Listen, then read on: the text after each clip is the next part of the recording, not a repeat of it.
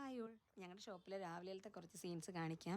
പിന്നെ ഞാൻ വ്ളോഗിംഗ് ഒന്നും ചെയ്തിട്ടില്ല, ആദ്യമായിട്ടായതുകൊണ്ട് അതിൻ്റേതായ കുറച്ച് തെറ്റുകുറ്റങ്ങൾ കാണാതെ എല്ലാവരും ക്ഷമിക്കണം.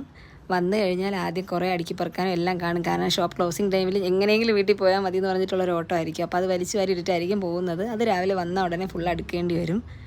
പിന്നെ അത് കഴിഞ്ഞ് ഫുൾ എന്തൊക്കെയാണ് വർക്ക് ഇന്ന് കൊടുക്കേണ്ടത്, എന്തെല്ലാം ഇന്നലത്തെ ബാക്കി നമുക്ക് പെൻഡിങ് ആയിട്ട് വന്നിട്ടുള്ളത്, അതെല്ലാം ഷെഡ്യൂൾ ചെയ്യണം, നോക്കണം.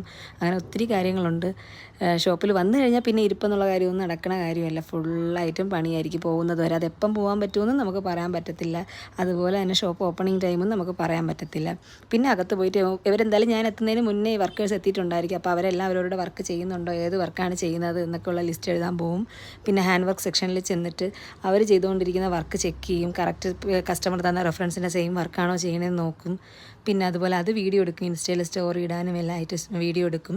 പിന്നെ കുറച്ച് കസ്റ്റമേഴ്സിനെ വിളിച്ചിട്ട് അവരുടെ വർക്ക് വീഡിയോ കോൾ ചെയ്ത് ഞാൻ കാണിച്ചു കൊടുക്കും. അപ്പോൾ അവർക്ക് ഭയങ്കര സന്തോഷമാവും.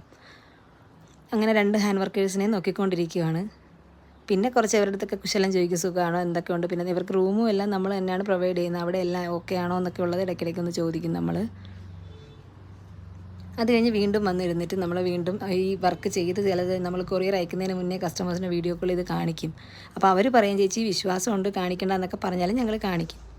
ആ ടൈമിൽ എൻ്റെ സ്റ്റാഫ് ബാക്കി ഇന്നത്തെ മെറ്റീരിയൽ പർച്ചേസും ബാക്കി ലൈനിങ് എല്ലാം പർച്ചേസ് ചെയ്യാനായിട്ട് രാവിലെ വേറെ ഷോപ്പിലേക്ക് പോയിട്ടുണ്ട്. ഞാനപ്പം വീണ്ടും അടുത്ത കസ്റ്റമറുമായിട്ട് മീറ്റിങ്ങിലാണ്, വീഡിയോ കോൾ വഴി മീറ്റിങ്ങിലാണ്.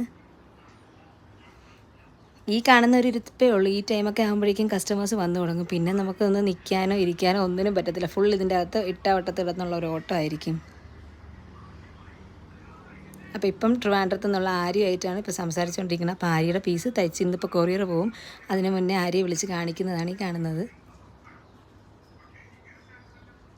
ഇത് രാവിലെ കുറച്ച് നേരമുള്ള സീൻ മാത്രമാണ്. ഇതിൻ്റെ ഇടയിൽ വിളക്ക് എത്തിച്ച് പ്രാർത്ഥിച്ചു, അതൊന്നും വീഡിയോ എടുക്കാൻ പറ്റില്ല. ഞാൻ പറഞ്ഞില്ല, ആദ്യമായിട്ട് ചെയ്യുന്നതായതുകൊണ്ട് എനിക്കിത് എന്ത് ചെയ്യണം എന്നൊന്നും അറിയത്തില്ല. കിട്ടുന്ന രീതിയിൽ വീഡിയോസ് എടുത്തിട്ടാണ് ഇപ്പോൾ കാണിക്കുന്നത്. അപ്പോൾ ആര്യയ്ക്ക് ഇഷ്ടമായി. ആര്യയുടെ എല്ലാം കഴിഞ്ഞു. ഇനിയിപ്പോൾ ഇന്ന് ആര്യയ്ക്ക് കൊറിയർ പോകും. DTDC കൊറിയർ വഴി ആര്യയുടെ പാഴ്സൽ പോകും. അപ്പോൾ ഇത്രയൊക്കെ ഉള്ളൂ രാവിലത്തെ ഏകദേശം ഒരു അരമണിക്കൂറത്തെ കാര്യമാണ് ഈ കാണിച്ചുകൊണ്ട്.